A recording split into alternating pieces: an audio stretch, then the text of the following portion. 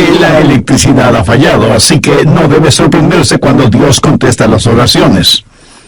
Deberá sorprenderse cuando no las contesta. Y nunca diga que la oración es una pérdida de tiempo. Usted puede decir, algo no está bien. ¿Por qué Dios no ha contestado mi oración? Bien, quiero compartir con usted 6 claves para la oración contestada. Y espero que las grabe en su corazón. Son sencillas, nada realmente nuevo, pero algo que necesitamos recordar en una forma más continua y metódica. Para que sus oraciones sean contestadas, primero debe orar en el nombre de Jesús. Veamos Juan 14, los versos 13 y 14. Jesús dijo, y todo lo que pidiereis al Padre en mi nombre lo haré, para que el Padre sea glorificado en el Hijo. Dios quiere glorificar a su Hijo, el Señor Jesucristo, y esa es la razón por la que debemos orar en su nombre. Y Jesús ratifica esa realidad al decir, si algo pidiereis en mi nombre, yo lo haré. Ahora vayamos al capítulo 16, versos 23 y 24, en donde Jesús hace énfasis en el mismo asunto. En aquel día no me preguntaréis nada. De cierto os digo, que todo cuanto pidiereis al Padre en mi nombre os lo dará. Hasta ahora nada habéis pedido en mi nombre. Pedid y recibiréis, para que vuestro gozo sea cumplido. Muéstrame una persona cuyas oraciones le son contestadas, y de seguro que esa persona está llena de gozo. Jesús también dijo en Juan 14:6, yo soy el camino y la verdad y la vida. Nadie viene al Padre sino por mí. Y esa es la verdad en cuanto a la oración. No hay forma de llegar a Dios el Padre sino únicamente por medio de su Hijo Jesucristo. Supongamos que usted se pierde buscando una dirección en un lugar que no conoce. Así que detiene a una persona en la calle para que le ayude, y esa persona le dice, vaya derecho 3 cuadras más, luego vire a la derecha, verá una casa blanca con una cerca de madera, entonces vire a la izquierda, y esa es una calle sin salida. Recorra 3 cuadras más, vire a la derecha, y usted le interrumpe y le dice, un momentito, por favor, no puedo recordar todo eso, déjeme anotarlo. Y la persona que le está dando las direcciones le dice, ¿sabe qué? Yo estoy yendo en la misma dirección, permítame guiarle. Usted únicamente sígame. Esa persona no solo le señala el camino, sino que, por así decirlo, se vuelve el camino. Jesús no indica el camino, Jesús es el camino hacia el Padre, y cuando usted ora en el nombre de Jesús, Él le lleva a la presencia del Padre. Anota Efesios 2:18. Porque por medio de Él los unos y los otros tenemos entrada por un mismo Espíritu al Padre. ¿Qué significa orar en el nombre de Jesús? Significa orar con su autoridad. Cuando usted pone su firma en un cheque y se lo da a alguien, esa persona va al banco y lo efectiviza. El banco le entrega la cantidad de dinero estipulada en el cheque, porque ese cheque lleva su nombre, lleva su firma, y con su firma usted le autoriza al banco la entrega de ese dinero. Trate de ir a cualquier banco y hacer efectivo un cheque que no tiene ninguna firma, y le aseguro que estará metiéndose en profundos problemas. Cuando pedimos en el nombre de Jesús, no estamos simplemente rociando con algún polvito mágico oraciones al decir en el nombre de Jesús, abracadabra, que lo que he pedido se haga. No es así de ninguna manera. Orar en el nombre de Jesús significa, primero, obedecer su mandato. Segundo, hacer algo aprobado por Él. Tercero, saber que eso le dará honor y gloria a Él. Y cuarto, saber que el Padre será glorificado por lo que hacemos en el nombre de Jesús. Si usted ora sin usar el nombre de Jesús legítimamente, no tiene ninguna razón para esperar que su oración sea contestada. Ahora, obviamente, el orar en el nombre de Jesús significa que usted debe ser salvo, que debe ser su discípulo y que debe estar en comunión con Él conocer su voluntad. No solo ora en el nombre de Jesús, sino que también ora en el Espíritu. Veamos Efesios 6:18. Orando en todo tiempo con toda oración y súplica en el Espíritu, y velando en ello con toda perseverancia y súplica por todos los santos. Así como se debe orar en el nombre de Jesús, hay que orar en el Espíritu. Casi al final del Antiguo Testamento hay un versículo muy interesante. Busque Zacarías 12:10. Dios habla de lo que hará en los últimos días, cuando los judíos como nación vengan a Jesús. Y derramaré sobre la casa de David y sobre los moradores de Jerusalén espíritu de gracia y oración, y mirarán a mí, a quien traspasaron, y llorarán como se llora por hijo unigénito, afligiéndose por él como quien se aflige por el primogénito. Hay muchas cosas maravillosas en este versículo, pero lo que más me bendice es que Dios dice que hay un Espíritu, el Espíritu Santo, que es el Espíritu de gracia y de oración. ¿Tiene usted dificultades al orar? ¿Sabe por qué? Porque no está lleno del Espíritu. Porque cuando lo esté, la alabanza y la oración fluirán de su Espíritu. Usted estará constantemente alabando a Dios y constantemente suplicando en oración. Dios dice que un día Él va a derramar su espíritu de gracia y oración sobre los judíos, pero Él ya ha derramado su espíritu de gracia y oración sobre usted. Por lo tanto, usted debe orar en el Espíritu. En la pequeña epístola de Judas, el verso 20, dice: pero vosotros, amados, edificándoos sobre vuestra santísima fe, orando en el Espíritu Santo. ¿Había notado eso? ¿Cómo se desafía usted mismo? Orando en el Espíritu Santo. ¿Por qué es tan importante orar en el Espíritu? Bien, sabemos que cuando oramos en el nombre de Jesús, oramos con autoridad. Pero cuando oramos en el Espíritu, oramos con fortaleza para que Él nos ayude.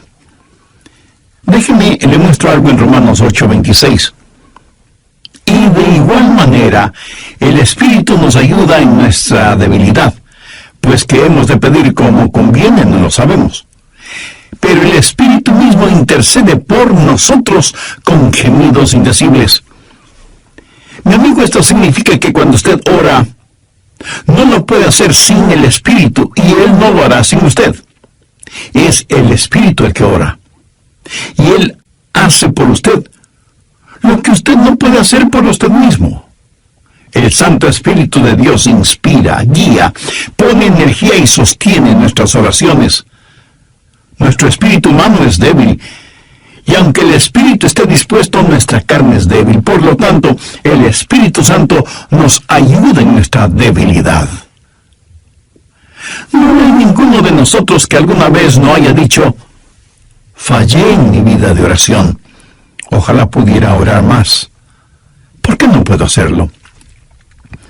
Le diré por qué no oramos más. Francamente, porque somos débiles. Pero nuestra debilidad no debe convertirse en incapacidad, sino más bien en fortaleza, porque la Biblia dice que cuando somos débiles, somos fuertes. Si aprendemos a depender en el Espíritu Santo, quien nos ayuda en nuestras debilidades, inspirándonos, guiándonos y capacitándonos. Más aún, Él nos ayuda en nuestra ignorancia. Pues ¿qué hemos de pedir como conviene? No lo sabemos. ¿Alguna vez ha pensado en eso? Estuve una vez en una conferencia bíblica en Dallas. Al finalizar la conferencia, 2 jóvenes estudiantes se me acercaron y uno de ellos me preguntó: pastor, ¿usted ora? Le respondí que sí. Entonces me dio una pequeña tarjeta diciéndome: aquí están nuestros nombres. Somos estudiantes en el seminario, por favor, ore por nosotros. Yo les agradecí y puse esa tarjetita en mi Biblia. He orado por esos estudiantes, pero no creo que lo haya hecho en forma regular. No porque ellos no me importen, pero una asignación de oración es más que 2 nombres en una tarjeta. Si tuviera que orar por todos quienes me piden que ore por ellos, ni las 24 horas del día serían suficientes, se lo aseguro. Esa es la verdad. Si usted trata de orar por todos y por todo, su oración, en vez de ser un caudaloso río, se convertirá en un estancado pantano. La oración, para que sea poderosa, tiene que ser canalizada. Cuando alguien me dice que está orando por mí, me siento increíblemente bendecido. Y hay hermanos que me dicen que oran por mí diariamente, y doy gracias a Dios que muchos oran por mí. Pero me entristece la realidad de que hay millones de seres humanos por los cuales nadie ora. Ahora escúcheme. Yo no deseo estar en la lista de oración de alguien, a menos que el Espíritu Santo haya puesto primero mi nombre en el corazón de la persona que dice que ora por mí. Y cuando usted está orando por otras personas en forma individual, muchas veces no sabrá cómo orar por ellos. Por ejemplo, su tía Rosita está enferma, y usted ora: Señor, restaura la salud de tía Rosita. ¿Cómo sabe que Dios no está preparando a tía Rosita para llevársela al cielo? Y usted ora para que tía Rosita todavía se quede en la tierra, mientras que, de acuerdo a Juan 17:24, Jesús ora y dice: Padre, aquellos que me has dado, quiero que estén donde yo estoy. ¿Dónde está Jesús? En el cielo. ¿Dónde está la tía Rosita? Todavía en la tierra. En las reuniones de oración, más se ora para que la gente sea sanada que lo que se ora para que la gente sea salvada. Parece que estamos más interesados en mantener a los salvos fuera del cielo que a los perdidos fuera del infierno. No sabemos orar como debemos orar. Cuando Saulo perseguía a los seguidores de Cristo, antes de que fuera el apóstol Pablo, me pregunto qué oraba la iglesia en relación con Saulo. Si yo hubiera vivido en esa época, seguro que hubiera orado: Señor, mira cómo este Saulo nos persigue. Elimínalo, evapóralo, Señor, haz algo con él. Y ciertamente, Dios hizo algo con él, pero no precisamente como se lo pedimos. Dios lo transformó en el poderoso apóstol Pablo. A veces no sabemos ni lo que pedimos. Por eso el Espíritu Santo, que intercede por nosotros, dice: Señor, esto es lo que Adrián está pidiendo, pero esto es lo que en realidad necesita. El Santo Espíritu de Dios nos ayuda en nuestras debilidades, cuando nosotros no sabemos cómo orar, por qué orar, o cuando no tenemos la fortaleza, ni la energía, ni el deseo de orar. E intercede con nosotros, como la Biblia lo dice en Romanos 6:26, pero el Espíritu mismo intercede por nosotros con gemidos indecibles. Ni usted ni yo, nadie puede orar como el Espíritu Santo puede hacerlo. Y la expresión gemidos indecibles era utilizada para describir los dolores de una mujer dando a luz. Eso, mi amigo, es orar en el Espíritu. Intercede por nosotros con gemidos indecibles, porque muchas veces nosotros no sabemos qué pedir. Algunos años atrás, yo viví la experiencia de un profundo dolor emocional y espiritual a tal grado que no podía ni siquiera articular una sencilla oración. Lo único que podía hacer era quejarme. Pero el Santo Espíritu de Dios escuchó mi oración, y Él llevó mi dolor, mi súplica, hasta el trono de la gracia y la misericordia de Dios. Entonces usted ora primero en el nombre de Jesús, segundo en el Espíritu Santo. Para orar en el nombre de Jesús, usted tiene que ser salvo. Y para orar en el Espíritu, usted tiene que ser lleno del Espíritu Santo de Dios. Tercero, usted debe orar en obediencia a Dios. Es una malvada necedad el esperar que Dios escuche sus oraciones cuando usted no está viviendo en obediencia a Él. Lo triste es que hay personas que tienen la idea de que Dios les bendecirá, aún en su desobediencia. Razone esto un instante. Si usted está viviendo una vida de desobediencia, y aún así Dios contesta sus oraciones, ¿qué es lo que Dios está haciendo? Está animando y recompensando su pecado. Pero escúcheme, Dios le ama demasiado como para hacer eso. Veamos el Salmo 66. Quiero mostrarle algo. Salmo 66, verso 18. Este es un versículo que debería estar subrayado en su Biblia. Si en mi corazón hubiese yo mirado la iniquidad, el Señor no me habría escuchado. Ahí lo tiene, en blanco y negro y bien impreso. Y usted no tiene que ser un científico aeroespacial para entender eso, ¿verdad? Muchos hablan de las grandes promesas en la oración. Bien, esta es una promesa. Si en mi corazón hubiese yo mirado la iniquidad, el Señor no me habría escuchado. Ahora, note que no dice, si hubiera pecado, Dios no me escucharía. Dios no le escuchará a usted. Dios no me escuchará a mí. Dios no escuchará a nadie que tenga iniquidad en su corazón. Iniquidad significa el hacer trato con el pecado, sentirse en paz haciendo el pecado. Y si yo tengo cualquier iniquidad en mi corazón, Dios no me escuchará. Ora usted a Dios. Si tiene algún pecado en su corazón, ¿cómo puede esperar que Dios le escuche?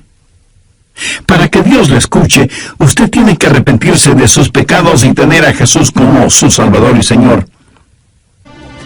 De vez en cuando alguien me dice, pastor, Dios me ha dado la habilidad de decir hermosas oraciones. Y si Dios mismo me ha dado esa habilidad, quiero decir que Él está impresionado con mis oraciones. Mi amigo, hay una buena palabra griega para describir lo que usted está diciendo. Tontería. Escúcheme, Dios no se impresiona con sus oraciones, pero sí se impresiona con su necedad. Veamos lo que dice Isaías 1:13. No me traigáis más vana ofrenda. ¿Sabe usted lo que es una vana ofrenda? Es solo una oración vacía. No me traigáis más vana ofrenda. El incienso me es abominación. Aquí ellos estaban en el templo quemando incienso, ofreciendo incienso en el altar. No me traigáis más vana ofrenda, el incienso me es abominación, luna nueva y día de reposo, el convocar asambleas, no lo puedo sufrir, son iniquidades vuestras fiestas solemnes. ¿Qué es lo que Dios está diciendo aquí? Que todo lo que ellos hacían como parte de su religión, Él lo detestaba. Y en Isaías 1, los versos del 15 al 17, leemos: Cuando extendáis vuestras manos, yo esconderé de vosotros mis ojos. Asimismo, cuando multipliquéis la oración, yo no oiré. Llenan están de sangre vuestras manos, lavaos y limpiaos, quitad la iniquidad de vuestras obras de delante de mis ojos, dejad de hacer lo malo, aprended a hacer el bien, buscad el juicio, restituid al agraviado, haced justicia al huérfano, amparad a la viuda. Veamos ahora Isaías 59:1. He aquí que no se ha cortado la mano de Jehová para salvar, ni se ha agravado su oído para oír. Dios no se ha vuelto manco ni sordo, pero vuestras iniquidades han hecho división entre vosotros y vuestro Dios, y vuestros pecados han hecho ocultar de vosotros su rostro para no oír. ¿Han oído alguna vez algo del libro de Esdras? Vayamos al capítulo 9, verso 6. Esdras está orando y dice: Dios mío, confuso y avergonzado estoy para levantar, oh Dios mío, mi rostro a ti. porque nuestras iniquidades se han multiplicado sobre nuestra cabeza y nuestros delitos han crecido hasta el cielo. Mi amigo, debemos orar en obediencia. Para resumir un poco todo esto, vamos a la primera epístola de Juan. No el Evangelio de Juan, sino la primera epístola de Juan, capítulo 3, verso 22. Y cualquier cosa que pidiéramos, la recibiremos de Él, porque guardamos sus mandamientos y hacemos las cosas que son agradables delante de Él. Los rebeldes jamás verán sus oraciones contestadas. Déjeme retroceder un poco las páginas de la historia. ¿Recuerda cuando Israel había conquistado Jericó? Y tuvieron que pelear contra un pequeño pueblito. No era ninguna gran ciudad. Un pueblito llamado Ai. Apenas 3 letras, H-A-I, Ai. Y sin embargo, los israelitas tuvieron que huir, como se dice vulgarmente, con el rabo entre las piernas, ignominiosamente derrotados. Y Josué tiene que ir y postrarse delante de Dios y preguntarle cómo pudo permitir que tal cosa sucediera. Mire lo que le contestó Dios en Josué 7, los versos 10 y 11. Y Jehová dijo a Josué, levántate, ¿por qué te postras así sobre tu rostro? Israel ha pecado. ¿Qué está diciendo? Josué, hijo mío, ¿por qué me estás orando? No puedes utilizar tus oraciones como una cortina de humo para ocultar el pecado que hay en medio del pueblo. Enfrenta y elimina ese pecado, y entonces oiré tus oraciones. Cuarto, usted debe orar en la voluntad de Dios. No solo conocer a Jesús, no solo ser lleno del Espíritu, no solo obedecer los mandamientos, pero aún habiendo hecho todo esto, todo lo que usted desea no es necesariamente la voluntad de Dios para usted. Anote 1 de Juan 5, versos 14-15. Y esta es la confianza que tenemos en Él, que si pedimos alguna cosa conforme a su voluntad, Él nos oye. Y si sabemos que Él nos oye en cualquier cosa que pidamos, sabemos que tenemos las peticiones que le hayamos hecho. Orar en la voluntad de Dios. Y usted no encuentra la voluntad de Dios simplemente por adivinación. Pastor, ¿cómo voy a conocer la voluntad de Dios? Bien, permítame hacerle una pregunta. ¿Quiere en realidad saberlo? Y usted me responde, bueno, no sé si quiera saberlo o no. Entonces le haré otra pregunta. ¿Quiere hacer la voluntad de Dios? Y usted me responde, sí, claro que sí. ¿La quiere hacer realmente? Quiero decir, si Dios le dijera este mismo momento, hay algo que deseo que hagas, lo haría. Le voy a dar más detalles. La voluntad de Dios es buena, perfecta y aceptable. Y si piensa que esto lo digo porque soy muy inteligente, pues siento desilusionarle. Veamos qué dice Romanos 12, versos 1 y 2. Así que, hermanos, os ruego por las misericordias de Dios, que presentéis vuestros cuerpos en sacrificio vivo, santo, agradable a Dios, que es vuestro culto racional. No os conforméis a este siglo, sino transformaos por medio de la renovación de vuestro entendimiento, para que comprobéis cuál sea la voluntad de Dios, agradable y perfecta. Usted no necesita saber nada más que esto. La voluntad de Dios es buena, agradable y perfecta. Preséntese usted mismo como un sacrificio vivo y santo delante de Dios, y usted, sin ninguna sombra de duda, conocerá y comprobará que la voluntad de Dios es siempre buena, agradable y perfecta. La oración es para manipular la voluntad de Dios, para que se amolde a la suya. Es descubrir la voluntad de Dios y meterse de cabeza en ella. Pero escúcheme con atención. En última instancia, usted no encuentra la voluntad de Dios. La voluntad de Dios lo encuentra usted.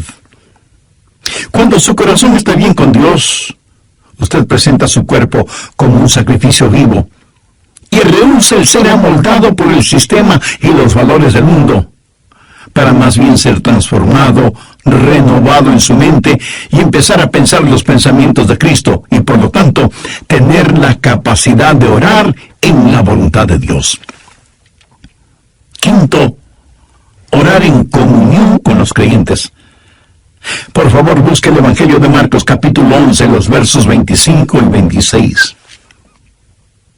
Y cuando estéis orando, perdonad si tenéis algo contra alguno, para que también vuestro Padre que está en los cielos os perdone a vosotros vuestras ofensas. Porque si vosotros no perdonáis, tampoco vuestro Padre que está en los cielos os perdonará vuestras ofensas.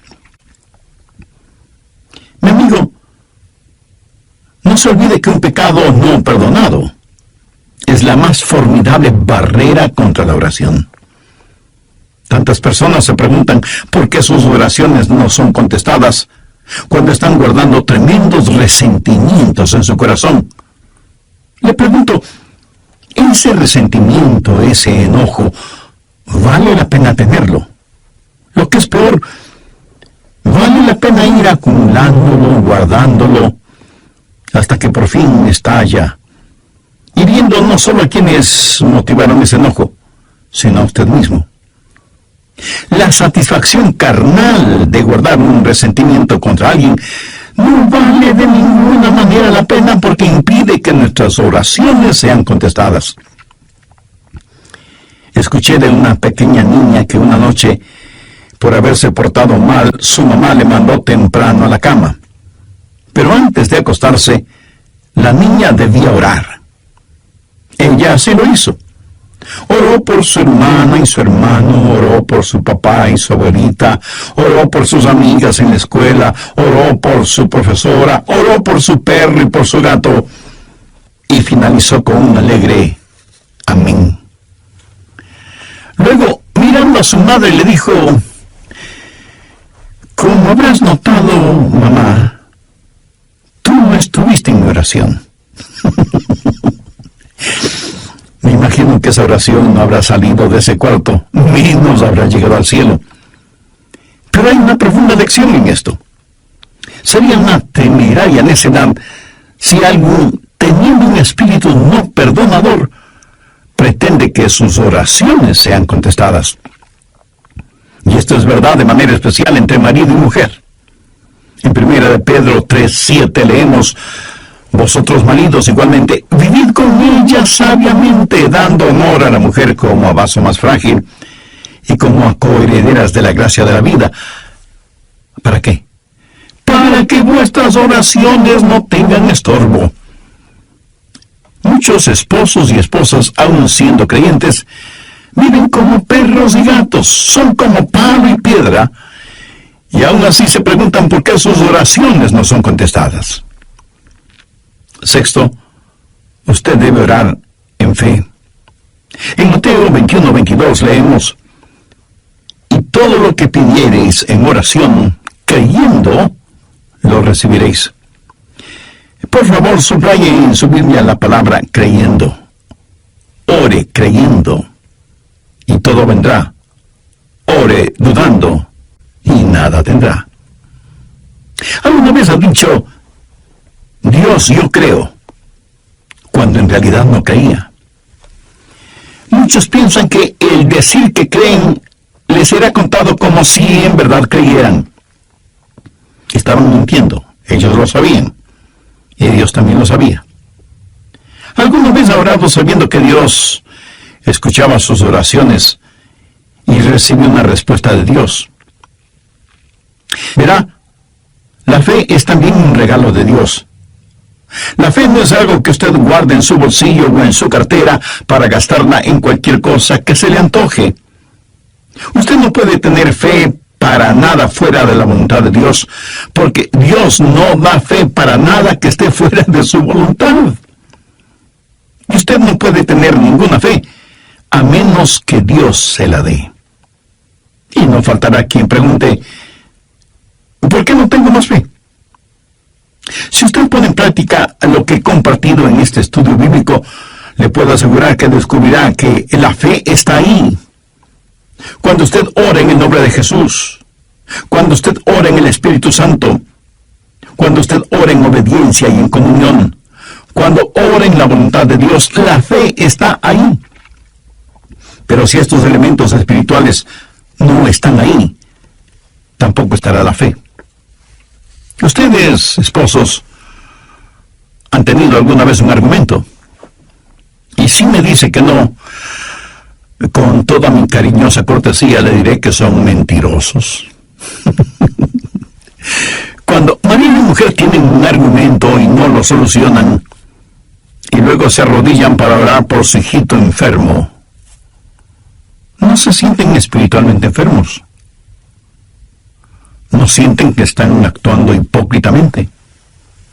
Saben que sus oraciones no se elevarán ni un centímetro del piso y por lo tanto jamás llegarán al cielo.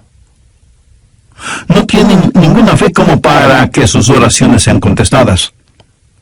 Cuando sus corazones sean justos, puros y limpios y palpiten al mismo compás espiritual, entonces tendrán fe. Y al tener fe, esa fe será el combustible para transportar su oración hasta el trono de la gracia de Dios. Jorge Muller, de Bristol, Inglaterra, fue un gran siervo de Dios y un poderoso hombre de fe. Él tenía un diario personal en el cual anotaba todas las instancias de oraciones contestadas y llegó a registrar 25,000 oraciones contestadas, algunas de ellas increíblemente milagrosas, imposibles de explicarlas, aparte de la intervención de Dios. Alguna vez alguien le preguntó a George Muller, ¿cuál es el secreto para que las oraciones sean contestadas?